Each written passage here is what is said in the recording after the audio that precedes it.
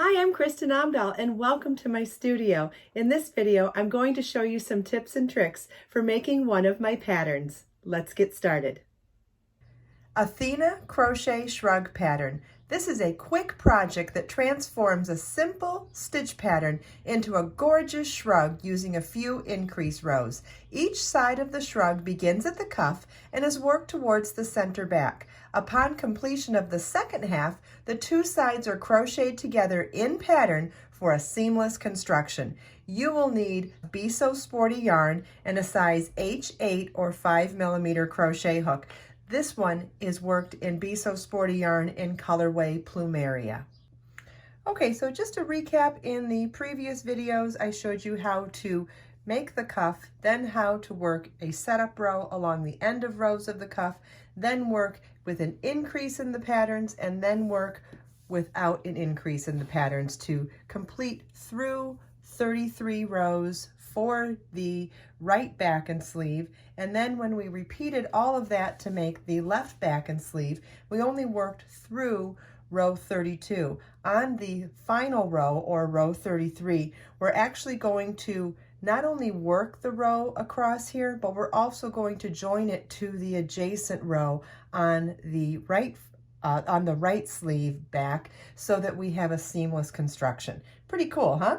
So I'm going to show you how we get started on that row, and you can follow along in the written pattern and in the charts. There is an additional chart for doing this joining component as well. So there's 3 charts in the pattern, one for work. Actually, you can see everything is written out in chart and written instructions. So you can see how to do the cuff, the increase pattern, the working even in pattern, and then the final chart shows you how to join in pattern and how to work the final row in pattern and simultaneously join it to the adjacent piece. Okay, so row 33 starts with a chain 3, which counts as a double crochet, and then we slip stitch to the adjacent pieces, double crochet,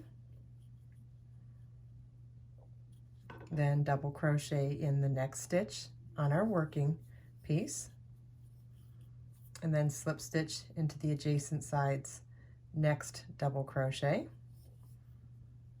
Okay, then we're going to replace the next stitch on our piece would be a chain 1. So instead of working the chain 1, we're going to slip stitch into the adjacent pieces, chain 1 space. Then the next thing to do is a double crochet, chain 1, double crochet in the next double crochet, and we're going to replace that with double crochet, slip stitch into the adjacent chain 1 space, and double crochet, all in that same stitch. Then the next stitch is a chain 1. We're going to replace the chain 1 with a slip stitch into the adjacent chain 1. Then we skip the next 2 stitches and work 1 double crochet into each of the next 3 stitches, while at the same time doing a slip stitch into the adjacent double crochet over here after each one. So it's double crochet, slip stitch,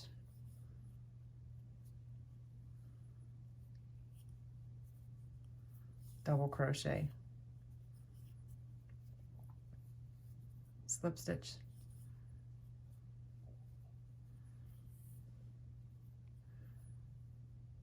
double crochet, and slip stitch. Okay, the next stitch in the pattern would normally be a chain 1, so we're going to replace the chain 1 with a slip stitch into the adjacent chain 1, and then our double crochet, chain 1, double crochet, and the next double crochet will be double crochet, slip stitch in the adjacent chain 1, and double crochet. And you want to repeat this all the way across.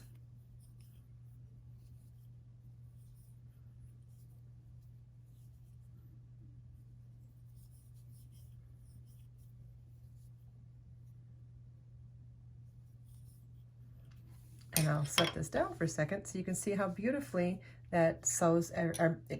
We don't have to sew, it beautifully joins this together without the need to sew. So this would be the wrong side of our fabric. If we turn it around, you can see it is virtually invisible where we've slip stitched to join. I hope you enjoyed this video. If you have any questions at all, please feel welcome to leave them for me in the comments. Everything we talked about in this video is also linked in the video description. Let us make time to create, share, and inspire today and every day. I'll see you in the next video.